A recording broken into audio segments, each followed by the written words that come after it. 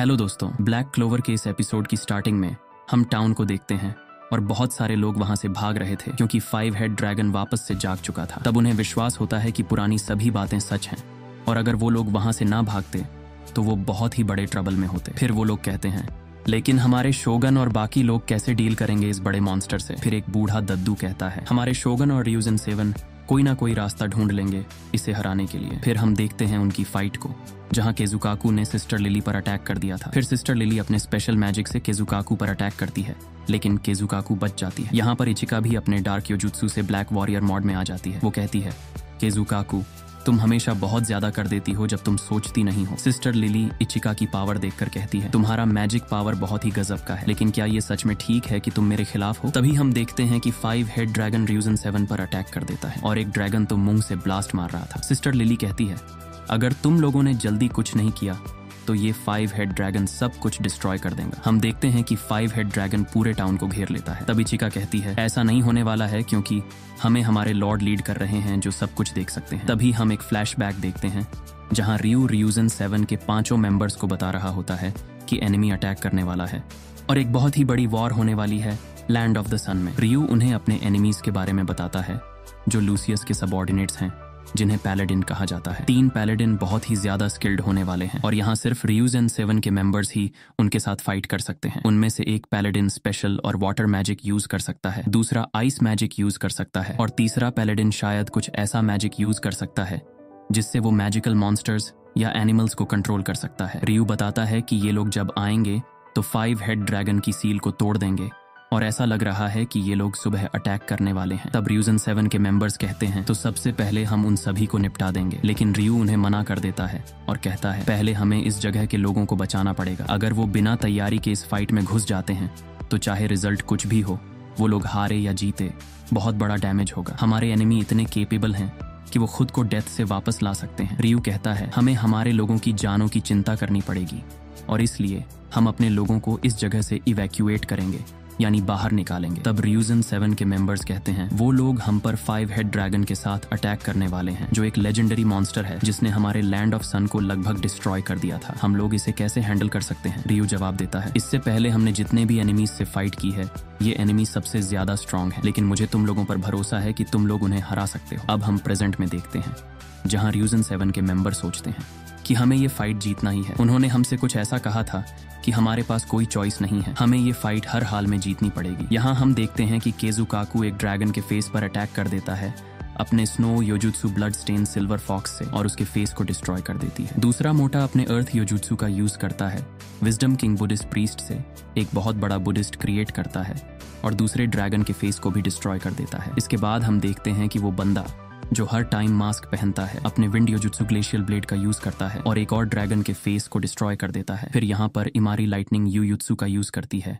और इस अटैक का यूज करके वो भी एक ड्रैगन के फेस को उड़ा देती है। और आखिर में हम देखते हैं कि इचिका डार्क योजुत्सु ब्लैक क्रेसेंट मून का यूज करती है और जो आखिरी ड्रैगन बचा हुआ था उसके सर को डिस्ट्रॉय कर देती है। यहाँ पर इस ड्रैगन को इन लोगों ने फाइनली खत्म कर दिया था। तब सिस्टर लिली बोलती है, इनक्रेडिबल, सो यही हैं वो लोग जो इस कंट्री के सबसे स्ट्रॉन्गेस्ट मेजेस हैं। तब इचिका बोलती है, रियू सामा हमारे ऊपर भरोसा करते हैं और इसलिए हम कभी भी हार नहीं मानेंगे। हम देखते हैं कि ये 5 हेड ड्रैगन खत्म हो चुका था। इचिका यहाँ पर उस बात को सोचती है जब रियू सामा ने कहा था, आस्था हमें तुम्हारी ताकत की जरूरत है। फिर इचिका बोलती है, हमें उस गधे की ताकत की कोई जरूरत नहीं है, हम ये चीज खुद ही संभाल लेंगे। और तभी हम देखते हैं कि सिस्टर लिली इचिका के साइड में टेलीपोर्ट होकर बोलती है, क्या तुम्हारा ग्रुप इस अटैक को अवॉइड कर सकता है। तभी यहाँ पर हम देखते हैं कि ये लोग ice axe special magic infinity glacier से अटैक कर देते हैं। हम लोग यहाँ देखते हैं कि दूसरा पैलेडिन इनके ऊपर अपने आइस मैजिक से अटैक कर देता है और यहाँ पर उसकी मदद कर रही थी सिस्टर लिली। ये एक ऐसा अटैक था जिससे बचा नहीं जा सकता था, ये सबसे एफिशिएंट मेथड था। यहाँ पर हम देखते हैं कि ये सभी लोग बहुत ही ज्यादा इंजर्ड हो गए थे, लेकिन इचिका और केजुकाकू दोनों अभी भी खड़े हुए थे। इचिका सोचती है कि इनका योरियोकू बहुत ही ज्यादा एक्स्ट्रॉर्डिनरी है। तब यहाँ पर केजुकाकू उन पैलेडिन्स को बोलती है, अब तुम लोगों को स्लैश करने में मजा आएगा, अब तुम लोग किससे अटैक करने वाले हो। तभी हम देखते हैं कि ये बंदा अपने बीस्ट मैजिक बोगीमैन का यूज कर देता है। यहाँ पर एक बड़ा फ्रॉग अपीयर हो जाता है जो सिर्फ केजुकाकू को दिखाई दे रहा है। इसे देखकर केजुकाकू डर जाती है। वो बोलती है, मुझे फ्रॉग से डर लगता है, फ्रॉग नहीं कुछ और ले आओ। तब हम देखते हैं कि इस बंदे ने जो मैजिक का यूज किया था वो बोगी मैन है। उस मॉन्स्टर की असल पावर ये है कि वो अपने ओपोनेंट के अंदर के डर को जगा देता है और उस चीज को फिजिकल फॉर्म देता है। यहाँ पर केजुकाकू फ्रॉग से डरती है, इसलिए एक फ्रॉग को उसके सामने ला दिया गया है। यही इस मॉन्स्टर की पावर है। ऐसा ही ये मॉन्स्टर इचिका के साथ करता है। इचिका का सबसे बड़ा डर था उसका बाप। यहाँ पर हम देखते हैं कि इचिका का बाप अपीयर हो जाता है। इचिका तब सोचती है, हाँ, जब मैं छोटी थी तब ये बंदा मेरे ऊपर बहुत ही ज्यादा बैड बिहेवियर करता था, मुझे मारता पीटता था और इसीलिए मैं इससे बहुत ही ज्यादा डरती थी। लेकिन इस मोमेंट पर इसके जैसा इल्यूजन काम नहीं करेगा। तभी हम देखते हैं कि इचिका के ब्रेन में उसकी मेमोरीज आने लगती हैं, जो मेमोरीज उसे याद नहीं थी। इचिका यहाँ पहली बार सोचती है ये क्या चीज है। हम देखते हैं कि इचिका की मेमोरीज में उसका बाप बोलता है, हमें कितने लंबे टाइम तक ऐसे रहना पड़ेगा, मुझे वॉर चाहिए, तुम सब लोग यूजलेस हो और इस जगह में सब कुछ है लेकिन यामी क्लैन नहीं। यहाँ हम देखते हैं कि इचिका सोचती है कि ये उसकी मेमोरीज है। इचिका की मेमोरीज में उसका बाप कैप्टन यामी के पास जाता है और उससे कहता है, हम हमारे यामी क्लैन के प्राइड को वापस लाएंगे। तब कैप्टन यामी बोलता है, अबे साले बुढ़े, तू किसके बारे में बोल रहा है। यहाँ तब कैप्टन यामी का बाप उसे दिखाता है एक पिल। इस पिल का नाम है डीमन सोल पिल और वो कहता है, अगर तुम इस पिल कंज्यूम कर लोगे तो ये पिल तुम्हारे अंदर के डीमन को जगा देगी, तुम्हारे अंदर किसी को मारने की चाहत और भी ज्यादा बढ़ जाएगी और ये चीज तुम्हारे अंदर के योरियोकू को बाहर निकालने में हेल्प करेगी। ये पिल यामी क्लैन का सिग्नेचर ड्रग है और ये कैप्टन यामी का बाप उसे देना चाहता था। फिर हम एक सडन सीन चेंज देखते हैं जहाँ पर सभी लोग भाग रहे थे, ये बोलते हुए, नहीं तुम ऐसा मत करो इचिका। यहाँ इचिका ने अपने पूरे क्लैन को मार दिया था। तभी हम देखते हैं इचिका के थॉट्स में, जहाँ पर रियू बोलता है, इचिका को सच बताना बहुत ही ज्यादा मुश्किल होगा। फिर हम देखते हैं प्रेजेंट में, जहाँ पर इचिका सोचती है, ये क्या, मेरी मेमोरीज है, मैं वही हूँ जिसने हमारे एंटायर क्लैन को मारा है, ऐसा नहीं हो सकता, ये सच नहीं है। अगर ये सच है तो उन सभी दिनों में मैंने उससे नफरत क्यों की। यहाँ पर इचिका अपने बिग ब्रदर के बारे में सोचती है, तो वो किस चीज के लिए था। तभी हम लोग देखते हैं प्रेजेंट में इचिका का जो बाप था, मतलब उसका क्लोन, वो अटैक कर देता है इचिका के ऊपर और इचिका को मारकर दूर फेंक देता है। तभी रियूजन 7 के बाकी मेंबर्स उठते हैं, ये बोलते हुए, हम लोग इस लैंड के गार्डियन हैं, हम इतनी जल्दी हार नहीं सकते हैं। यहाँ सिस्टर लिली बोलती है, डोंट वरी लूसियस सामा, तुम लोगों को ट्रू हैप्पीनेस और ट्रू पीस दे देंगे और अब आराम करो। तभी हम देखते हैं कि 5 हेड ड्रैगन फिर से रीजनरेट हो रहा था। इचिका तब सोचती है, खुद को अनस्टेबल मत होने दो, अपने ब्रेन को क्लीन रखो, फोकस करो, मैं स्ट्रांग बन चुकी हूँ, ऐसा कम से कम मैंने सोचा था, लेकिन ये क्या, सच में मैं हूँ क्या, मैं वाकई इतनी वीक हूँ। हम देखते हैं कि कैप्टन यामी का बाप इचिका पर फाइनल ब्लो देने वाला था। इचिका हार मान चुकी थी, लेकिन तभी इचिका अपने बिग ब्रदर को इमेजिन करती है और ये था